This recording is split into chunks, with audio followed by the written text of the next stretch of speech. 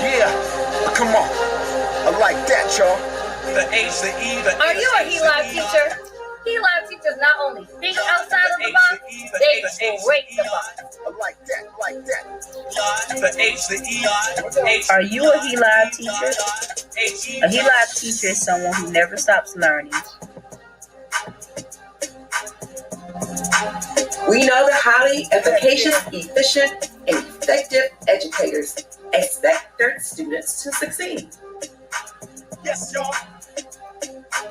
Watch out! L.I.V.E, highly efficacious, effective, and efficient educators, is a series of 22 live lessons that focus on different areas of teacher efficacy, advocacy, and support.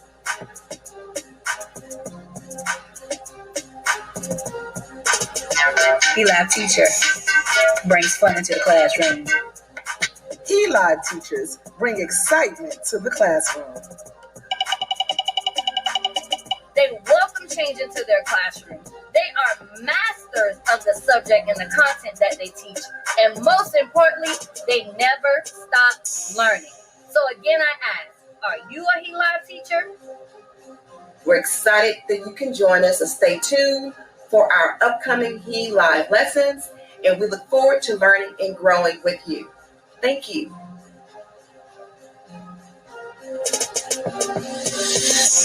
Yeah, come on. I like that, y'all. The H, the E, the H, the E, the H, the E, the H, the E. I like that, like that. The H, the E, H, E, H, E.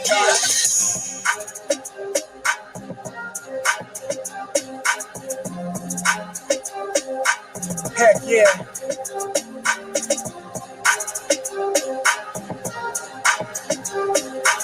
Yes, y'all. Watch out. H-E-Y.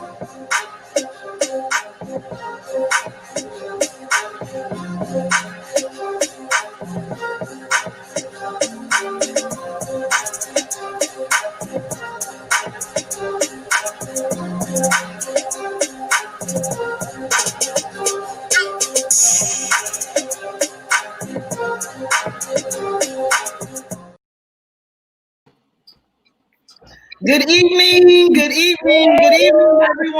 Hey, y'all. Welcome to the L.I.V.E Summer Learning Series. My name is Keishla Wiley, and I bring you greetings from Dallas, Texas. Again, welcome to the L.I.V.E Summer Learning Series, where our goal is to inform, empower, and encourage educators, families, and all those that hold a stake in education. Whether this is your first time joining us, or you have attended other sessions, we want to thank you for your presence and your participation tonight. You are welcome, and you are welcome to grow with us tonight. So I want to say welcome. Isis, tag Thank you. I feel like all those welcomes that you feel like you was at when the church service when it's welcome. Yeah. Hi everyone. I'm Isis Span bringing you greetings from stormy Moncks Corner, South Carolina. And I hope that you all enjoy our session on tonight. I know that we have on the flyer and in our description that we're going to do our songs lesson, but tonight is actually going to be about positive behavior intervention support, so which is equally as important. So we hope that you guys enjoy and that you take some notes and learn some great things tonight. And tag Miss Levels, you are it. Hi, everybody. I bring you greetings from Ovilla, Texas, right outside of Dallas, Texas. I don't get to say that too often. So, hey, from the country, from rural part of Texas. So, hey, everybody. So glad to be here. I see all my people from Houston. Hey, Sarah Rumi. I see you, Rhonda, in Houston, Texas. And Dr. Labata, of course, she's always here. We love your support. Yes. From Georgia. Please, everybody that's watching, please comment. Tell us where you are. Tell us where you're watching. Please share, tag your friends and your colleagues. And again, welcome. Simone, tag, you're it. Hey, everybody. So listen, because we're not going to have a song, I'm going to sing real quick for y'all guys. Okay, so here's a song. I bring you greetings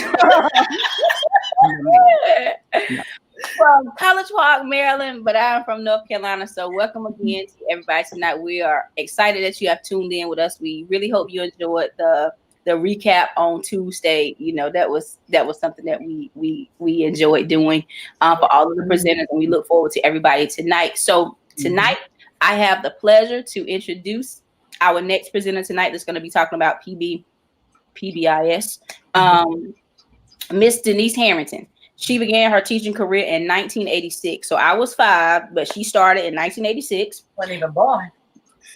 She assumed that legislators at the local, state, and national levels understood Thomas Jefferson's dream in creating a public education system. Furthermore, she was dumbfounded when she realized that local, state, and national legislators did not understand or agree with this as well. Thus, when the politics of classism and racism resurrected itself in public education, Miss Denise knew that she had to get involved. It reignited her passion for advocacy and began to advocate for children and public education by serving in leadership position in the Virginia Education Association, which is 3rd Congressional District Political Action Committee, the Democratic Party of Virginia. She was a vice chairperson of the 3rd Congressional District and became the legislative liaison for Virginia teaching English for speakers of other languages. Now, Miss Denise has an opportunity to continue to serve and advocate for equity for children in public education. She has a BS in music education from Hampton University. So shout out to HBCU. She her graduate work in applied linguistics. So she has an endorsement in TESOL. She has a degree from Old Dominion University. She has a master's in administration and supervision from University of Phoenix. And she says all but dissertation from Walden University. So that's a great university because my name is Simone Walden. So we want to welcome Miss Denise Harrington to L.I.V.E tonight. Woo! Whoa. Thank you very much. Sarah, you greetings. Sarah, too. Greetings from the fabulous Williamsburg, Virginia. Just to let you know, just about 30 minutes away from where the country first began, you know, that little nasty Revolutionary War business with England. So welcome. So history is important, and history is always coming back. So I just like to give you a little bit about myself. Now you're saying, well, how does a music teacher know anything about positive behavior intervention supports? Well, what really happened was we were experiencing some interesting behaviors. You know, if you're a teacher, you see interesting behaviors. And then you wonder why some people keep doing these interesting behaviors all the time. Some students, you can redirect them, they're fine. Some students, you still have to work and work and work. And so what this is, it was my journey as coach. The principal walked up to me, and we had a new principal come in, but he had been there for 2 years, and he finally said, things are going south. Our referral rate is going up. We have this going on. We have that going on. And finally, he said, you know what? Why is it in your classroom you have a low referral rate? What's going on? And so finally, he asked me to coach, and that's what this is about. This is about a journey. I'm not using the real name of the school. I'm calling it Apples Elementary School to protect confidentiality. But anyway, so that's what this is about. Positive behavior intervention supports how you, as a teacher, and can make a difference in your own classroom. Next slide. So what is it? You know, when someone started talking about giving tickets and doing this and calling attention to what's positive behavior, I was like, what is this about? So positive behavior intervention supports is a response to intervention approach to acknowledging, understanding, developing an action plan to change. And in my case, it was the entire school, the culture of this school or school division. Thus, it's a comprehensive behavior intervention program. And it's really from the bottom up, so that students' positive behavior is recognized. A little brief history. We all know, if you were around in education in the 80s and 90s, the suspension rate was creeping up, especially for minority children. And first, you had special education students of color, and they just began to throw them out of school, suspend them, and they came up with alternative schools. And often that was just kind of a holding ground, and not a lot of learning was going on. Some of them did very well, but a lot of them were not. They were holding ground. So then after the pinch was felt there, you really had to talk about general education. And what happened with IDEA and special education in 2008, when it was reauthorized then, it said, well, wait a minute now, exceptional education teachers, students, if you suspend them, well, and it has something to do with their disability, you have to go back and rewrite that behavior intervention plan. And everybody said, well, that's logical, that makes sense. But what happened to general education students? Students that didn't have a label, but they had trauma in their life, they had home situations and problems. What happened? So then they came up with zero tolerance. And no child left behind, of course, and that can be no child's behind left, whichever way you want to look at it. Zero tolerance was implemented with fidelity. So what did that mean? Students of color primarily were kicked out of school, put out. Oh, we're going to put you in an alternative school. They just got them out. And then once they're out and they had that suspension, they had to catch up, come back, and go someplace else. So then what was left? Next slide.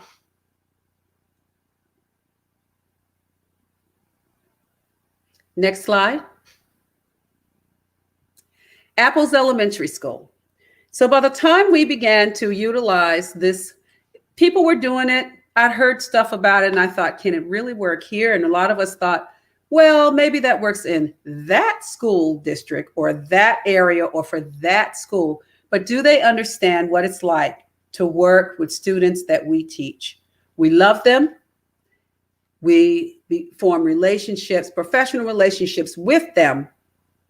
So we want them to be successful. We have the guidance, with support, but what's really going on? And so here are our statistics. 89% of the students were on free or reduced lunch. Title I, 90% poverty rate. Population, 550 demographics, 85% African-American, 10% Latino, 3% white, 3% other. And our suspensions were around 2,000 per year average. So middle schools in the county, we're saying, hey, wait a minute, you guys are in parity with us. And we were one of the only elementary schools. We had the highest referral rate in a county that serves over 50,000 students, the seventh largest county in the state of Virginia. So you see some of the behaviors. And then we had a faculty that a lot of them were career switchers and they took an alternative route to teaching. Doesn't mean they're not qualified, but they weren't familiar with natural and logical consequences, the behavior mod stuff, Piaget's developmental psych, adolescent psychology, any of that. So the state of Virginia, however, and the county took notice of our referral rate. So something had to happen. Next slide, please. Now, so the principal walked in. My county referred to the positive behavior intervention supports model as effective school-wide discipline. That is also used by the state of Virginia. So they used it. So they said, my principal came in, he said, hey, you have a low referral rate. I know you're doing research in behavior and everything. Guess what? I want you to be the coach of this committee. And I said, well, you know, guidance usually does this sort of thing. He said, no, that's part of the problem. They're finding if guidance doesn't, general education teachers don't listen, but they'll listen to you because you see everyone in the building, everybody knows. I said, well, okay, I'll do it. I had no idea what I was getting myself into, but I'm very glad I did it. So he picked a team of every single, this is an elementary school. So you had a kindergarten person representing kindergarten, first, second, all the grade levels. And so we knew what our objectives were and we developed them together as a faculty to reduce referral rates, to change the culture in the school from one of punishment to real consequences and success for students, not just kicking them out, but a consequence that you know will help change, give teachers an opportunity to teach the behaviors, and then the child experience success. To increase faculty buy-in, you always have three things. She mentioned I have a master's in administration and supervision. So you had the naysayers, oh, this is never going to work. Then you had the cheerleaders, yeah, ooh, we'll do this. And then you had the people, I don't know, I'm on the fence. So what basically happened to encourage teachers to take ownership of their classes and students and behaviors. That was another one. To equip, the whole idea is to equip general education teachers with the tools they need to successfully manage disruptive behaviors in the classroom. Next slide. So the preparation was everything because we needed the faculty buy-in. We need the faculty's input on some of the behaviors and a lot of things. So here we go. We began 6 months and then the county said, oh, by the way, we do have somebody who's a coordinator who's going to help you.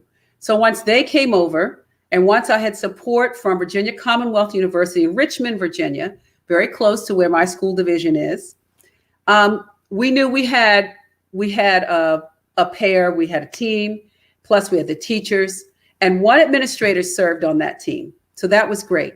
So we trained the committee in response to intervention for behavior. And you've seen the pyramid models. Green is 80 to 90% of the students. Yellow is about 15 to 20%. Red and yellow, they're disruptive. And eventually you would do a behavior education plan for them. But red, they were chronic every day. And little people, we would see meltdowns every day. High frequency, but not as intense. Older folks, we would see high intensity. You might even throw a chair or two, but less often. But it was chronic. So we had to figure out what was going on there. And the red, of course, in the 5% of the students, that red means that you have to get them help. You have to put them probably on behavior intervention program, social worker, everybody. But we train general education teachers to collect data for a minimum of 6 weeks. What happens is when they got in their classroom, oh, I don't want this, blah, blah, this and that. Well, guess what? We don't understand blah, blah. What are they actually doing? And so they began to collect data. So then the team, the representative of the school, identified students in the green, red zone, yellow zone, etc. So in the red zone, we had about 13 students, 25 in the yellow zone, and green, rest of the population. The faculty was put in small groups. It takes you 10 minutes in a faculty meeting. We did little post-it notes and so on. And the teachers define the behaviors into two categories, minor and major. And they all agreed.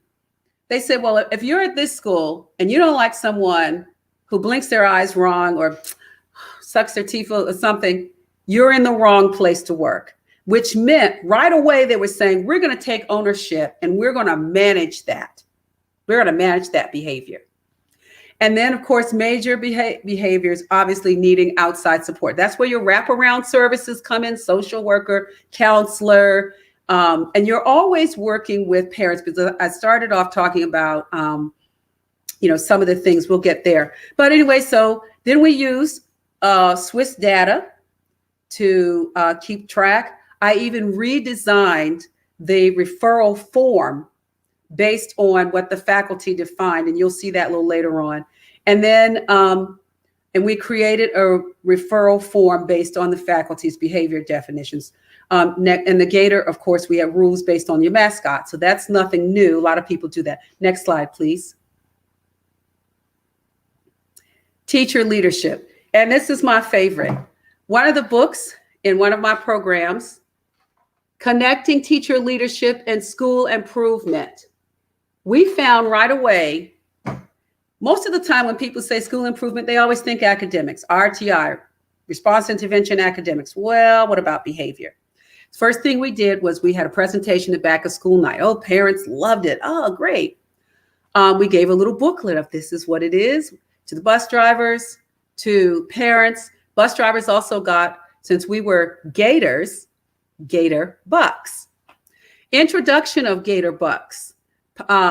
We use, and it's used to acknowledge students' positive behaviors anywhere, cafeteria, not just the classroom. The teachers taught, modeled, and practiced behavioral expectations during the morning meetings. And this is important. When you have students with challenging backgrounds, one of the things you need to do is you have to gently guide them, but you can't just sit and talk to them and say, okay, now we're going to walk in the hall quietly. You have to model it, demonstrate it, and then you have to practice it with them, and then you all do it together. Once we saw teachers in the first 2 weeks of school walking children, say, this is the expectations. This is how you're going to take your tray up together in the cafeteria, etc.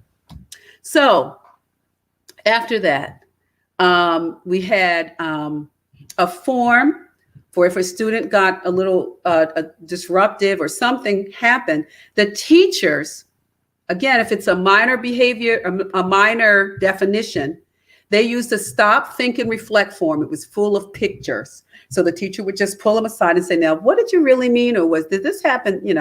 So things were beginning to work. And then what does the Gator Bucks mean? It means every 2 weeks, the students had a cart, and the cart would come around and they quickly learn, oh, I can get more things on the cart. Again, you're talking about intrinsically motivating students through using extrinsic motivation. They said, oh, I can get more things on the cart if I just behave well. And they understood that. The teachers had CHAMP posters. And many of you know what CHAMP stands for. It's a classroom management, conversation, help, activity, participation, and success. So teachers would go over how to do that. Yellow zone students had strategies, check in and check out, and a BEP, a behavior education program. Red zone students had behavior intervention program. Then we taught teachers the ABCs of the behavior. What happened before antecedent, the behavior consequence. Then Spencer Kagan, which I'm going to do a little demonstration at the end. Guidance counselor led the character education. So we had a character. And then we created a form, temporary redirection intervention to another place. And that's when the student just is getting antsy and they needed to take a break. So we took the academics with them to another classroom in the same grade level. We weren't trying to belittle and send them to kindergarten or something like that. So next slide, please. And the results. By the end of the year, we never thought, when you implement positive behavior intervention supports, they will tell you, well, expect only about a 10 to 15% difference, maybe 20 if it's good. And this is what happened. Discipline referrals were down 80% the first month of September. October, December referrals were down 60%, but we expected that when the holidays come, it's going to spike a little bit. March through April, of course, we know they were going to spike due to spring break, about 40% down. May and June, 50%. Compared to all of this is comparative data from the previous year. Overall, with spikes around holidays, 40 to 45% down. The first year of implementation, the goal was only 10 to 15%, and we exceeded our own expectations. Next slide. Teacher tools. These are some of the tools I mentioned. If you look, you can see the definitions of behavior, minor and major. And again, teachers took ownership. As you can see, sucking teeth, rolling the eyes, making faces. The student sits there. Oh, okay. Well, we felt if you're a teacher and you try to write a child up for that, you haven't talked to them, you haven't connected to them, you do not know what's going on in their life, this is the wrong building for you. So that meant they took ownership. Then level 2 disrespect was verbal. And then so on. Next slide. And you'll see they continued with this. They mentioned vandalism. They talked about minor touching, a little bump in the line or something. They would handle that. The teachers took ownership. You did not have teachers showing up at the door. Oh, well, gee, well, my class was just off today and whatever. Good luck. No. A teacher would say, listen, would you please kind of look out for my students? This one and that one had a conflict. Something happened with four boys. And so just make sure you separate them. They took ownership of the students' behavior wherever they were in the building. Next slide. And remember, anything that is labeled minor, the teachers are going to handle in the classroom.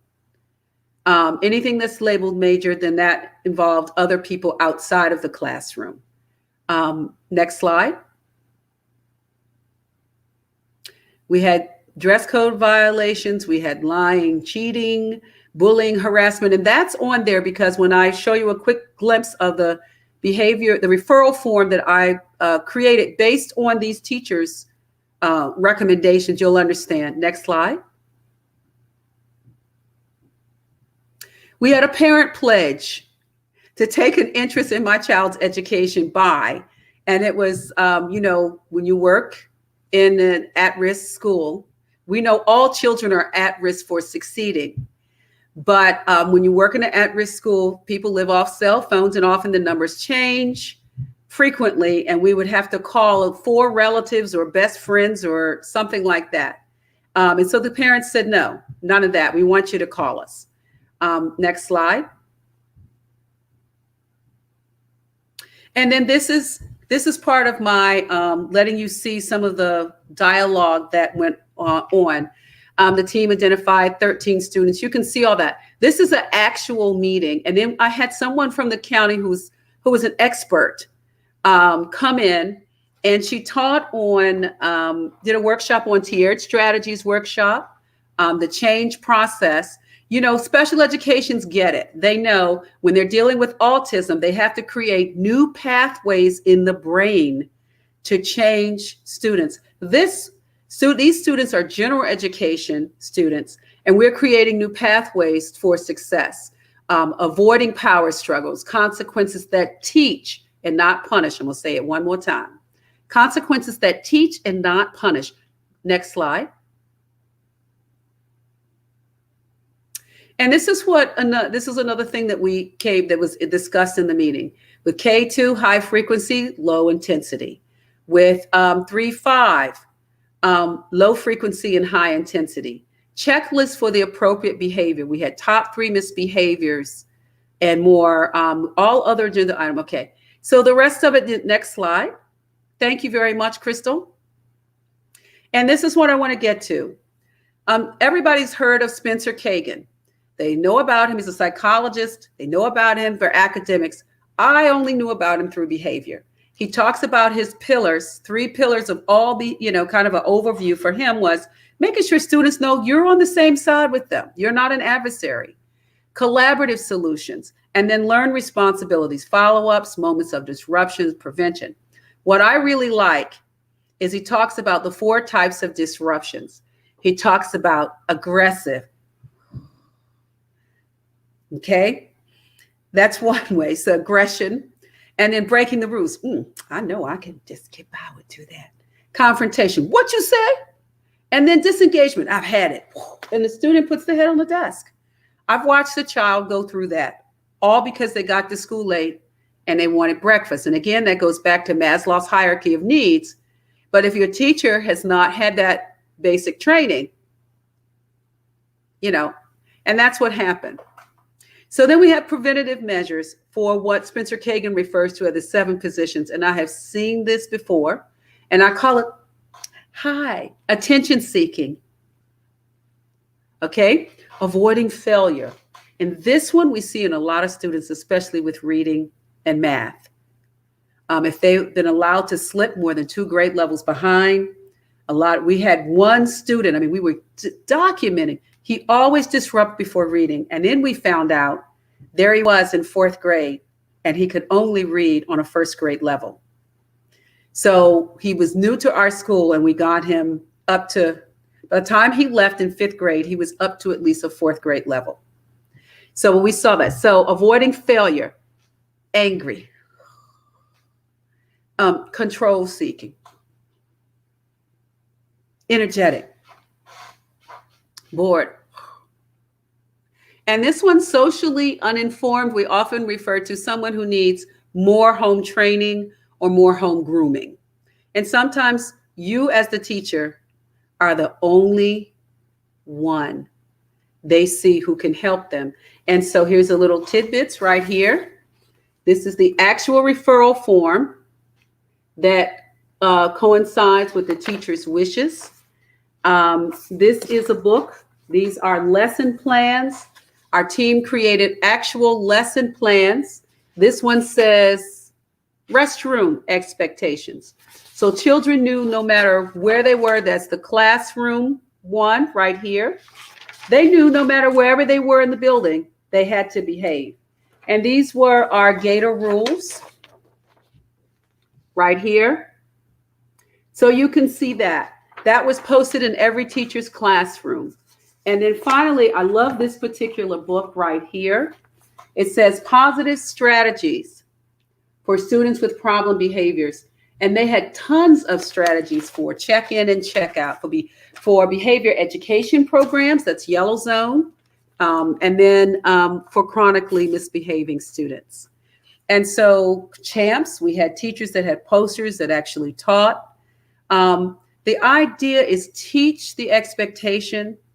There was an evaluation program called TESSA, which my first year I ever taught, the particular county used, it's called Teaching Expectation and Student Achievement. And so I'm going to entertain any questions at this time, but thank you so much for spending a little bit of time with me.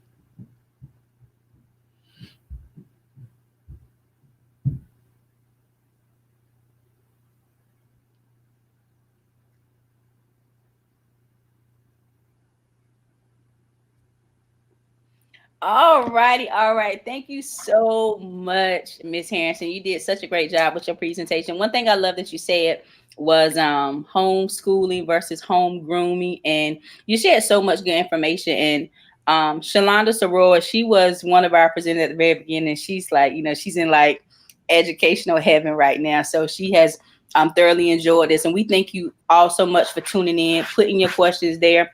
And so, Ms. Harrington, now we're going to have the part where we take the questions called BYOV. And so we'll start with the very first question. All right, so Isis, we're ready for the first question. It says, can you speak more to the racial and gender data as it relates to suspensions? Well, I think you can already guess. If you go to the Center for National Education Statistics, you will find everything. And then it's going to break your heart because being African-American, there are a lot of problems. And now it's not just with boys, now it's with Black girls. And so there's this whole little thing. I didn't do anything about implicit bias, but I think you can guess where that's going. But The statistics are there at the National National Center for Education Statistics. I get a lot of my statistics from that. And so that was a driving force because we were falling in the trap in a predominantly Black school. So that's an excellent question. Thank you so much. Thank you so much, Dr. Stewart, I believe, who asked that question. All right, so the next question for you, Ms. Denise, is in a virtual setting, what are some of the best ways to manage behaviors that are disruptive? Well, the first thing you want to do, if you want to implement some type of program, especially if you're an administrator or even a guidance counselors did a lot. Well, if a general ed teacher comes up, they'll have to get the principal's permission. The first thing you want to do is to create that buy-in. You have to let them know that something can and will change with their support in the building. And that principal assured me of that. And we saw it. As you can see on some of the minutes I have back there, you saw a little bit of who was doing this, and Mary and Barbara or somebody, Rebecca or somebody, and everybody. And then the guidance counselor stepped up. So you have to create buy-in, and you have to do your research and say, hey, we have to do something. And then we partnered with a school that was just at a 20% poverty rate, which I don't even know what that looks like anymore. Okay, 20%. And they still did something when they saw, but instead of those teachers getting negative and well, those kids coming to our school, they said, no, we want those kids to be as successful as our other children. And so we knew what that was. It was about classism and racism, and they stepped up to it. So I would suggest, do what you can do with the research to create and train your faculty to create buy-in. All right. Thank you so very much. All right. So what are some ways that we can effectively lead morning meetings in an engaging way? Now, that's really good now. And I have to go back to my music. What I left out of all things, being a music person, was the songs. We had songs like here at AES, always expect success. And then we did SOLs, that's our standards of learning for academic. SOLs, SOL, SOLs. Students are listening here and all that. So we had songs.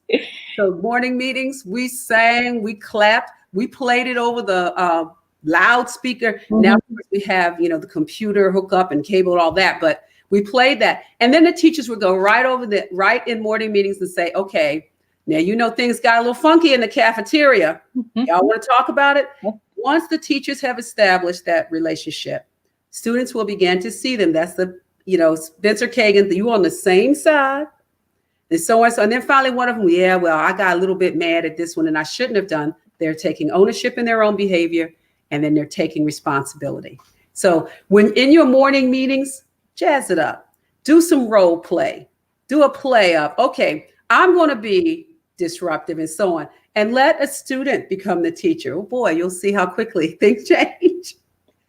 Thank you so much for sharing that, Ms. Denise. Dr. Johnny said, let us get a little more of those tunes. Sing a song. Do something. Sing a song or something for us. Let's see. What y'all want? Ain't gonna let nobody turn me around, turn me around, turn me around. Ain't gonna let nobody turn me around. Keep on a walking, keep on a talking, walking up to freedom land. Thank you so much. We love it. You keep singing. So guys, listen, you really do get the songs in it today. So she brought the songs with her presentation. Yes. So thank you so much, Ms. Denise. So another question, what are the positive incentives that we can send home to keep students motivated? Oh, I'm so glad. You mean right now in this time where we're all locked up or whatever? You know what? Just having a Google Hangout meeting, or if you're using Microsoft Teams, say, I need my team. You use an A+ model where you acknowledge them. Yeah, you feeling this way? Me too. And then turn around and then give them some information. Say, now, you can read this, you can read that, and give them if they're middle, secondary, high interest reading. Okay, that's what made the difference for me in 7th and 8th grade. I started reading more socially conscious books because that was the 1970s. Okay. So that was the era of the Black exploitation movie. So of course I had a book on Cleopatra Jones. Somebody did a book on her. Teresa Graves, I had a book on her. And then of course I love me some Starsky and Hutch. So if you're trying to, it's old school 70s, but high interest reading.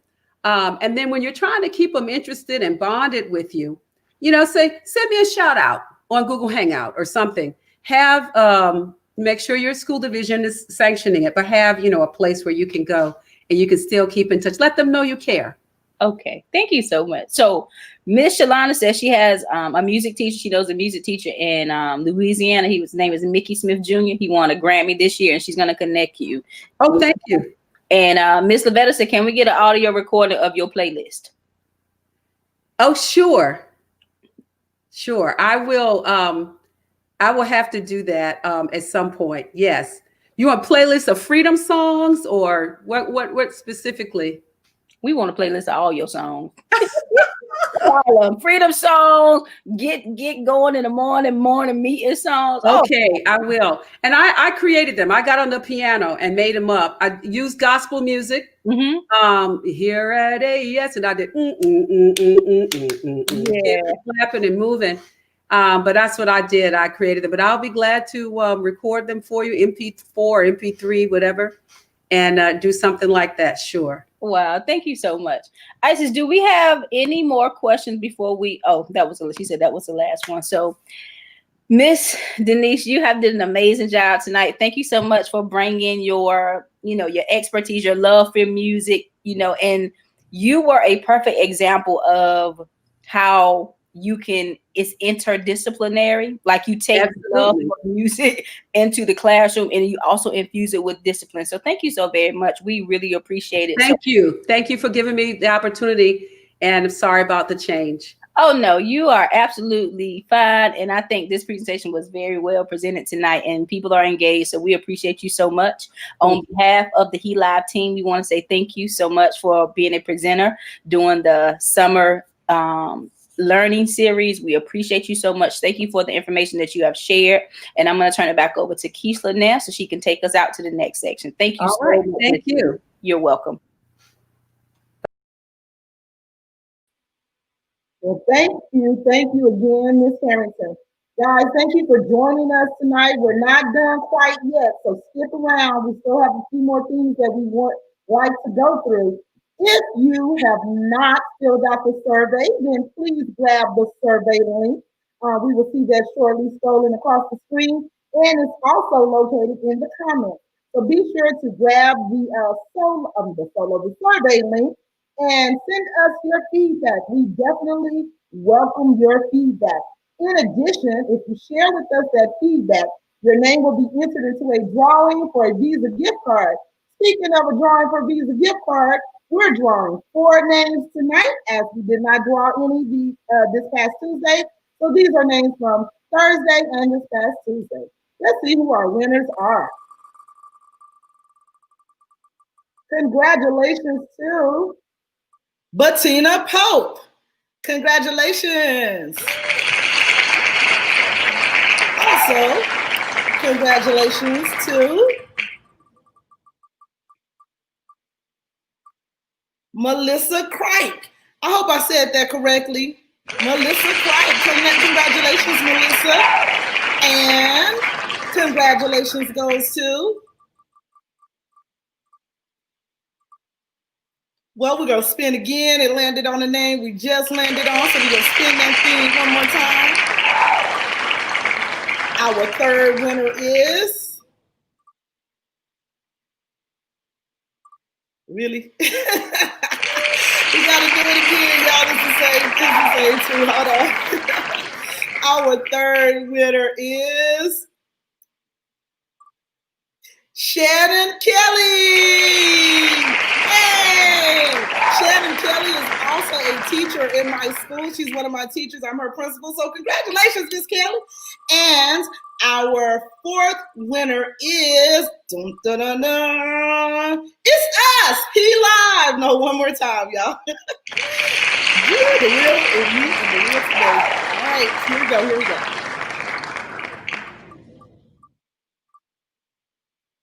It is Jay Hall. Congratulations. So congratulations to all of our winners from tonight.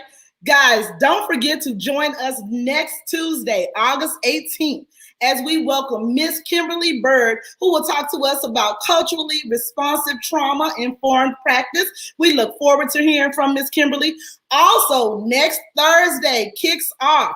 An extended branch of the DTEC family will be on display. Please be sure to join the Tag Equity Warriors from DC, Maryland, and Virginia, those from Georgia, and the Tag Equity Warriors from Tennessee. They're going to share with us their state advocacy overview and digital programming. You don't want to miss that. As we get ready to go into our outro videos, DREF, the umbrella under which we operate, Delta Research Education Foundation, is sponsoring a fundraiser. We have a video featuring our president, Carolyn Lewis, so be sure to get the information from that video concerning the fundraiser that's coming up. Also, take a look at our outro video with our state teams, as they will be live in person beginning next Thursday. I'm going to invite the He-Live team back in as we get ready to say good night. Thank you all for joining us. Have a great evening. Bye. Greetings from New Orleans, Louisiana. I am Carolyn Lewis, President of the Board of Directors of the Delta Research and Educational Foundation. And are you ready to party with a purpose? Please join DREF supporters from around the nation on Saturday, August 22nd for our Hot Summer Fundraiser. We will have great music by DJ Vince Adams and lively guests. It's going to be a great activity, and your participation will help support our programs and our operations. So as we say in New Orleans, laissez-les bon temps rouler. Let the good times roll. See you there. We gotta fight against them, but we need numbers. We need to show up at school board meetings. We need to show up at county commissioner meetings. We need to have someone on the agenda to talk and know what they're talking about to advocate.